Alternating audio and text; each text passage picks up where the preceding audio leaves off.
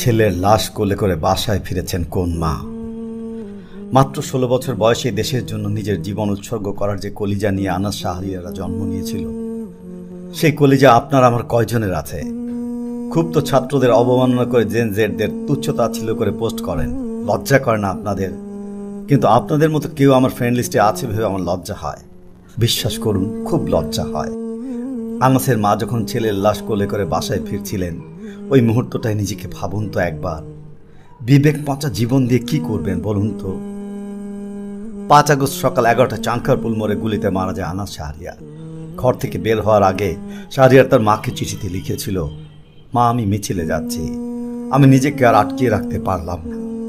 Sorry আব্বু জান, তোমার কথা অমান্য করে বের হলাম। স্বার্থপরের মতো ঘরে বসে থাকতে পারলাম না। চিঠির শেষে শাহরিয়ার লিখেছে, একদিন তো মরতে হবেই, তাই মৃত্যুর ভয় করে স্বার্থপরের মতো ঘরে বসে না থেকে সংগ্রামে নেমে গুলি খেয়ে বীরের মতো মৃত্যু অধিক শ্রেয়। যে অন্যের জন্য নিজের জীবনকে বিলিয়ে দেয়, সেই প্রকৃত মানুষ। আমি যদি বেঁচে না ফিরি, তবে কষ্ট না পেয়ে গর্বিত হয়েও জীবনের প্রতিটি ভুলের জন্য ক্ষমা চাই। আনাস। জুলাই, 36শে জুলাই। আমার চোখের জলের মিছিলে বাঁধ নামানোর সময় তো ফুরোয় না আর। এই ছেলেগুলোকে ভুলে গেলে আমাদের জীবনে আর বাকি থাকে কি? এই ছেলেগুলোর আত্মদান বৃথা হলে আমাদের আর বেঁচে থাকার প্রয়োজনটা কি?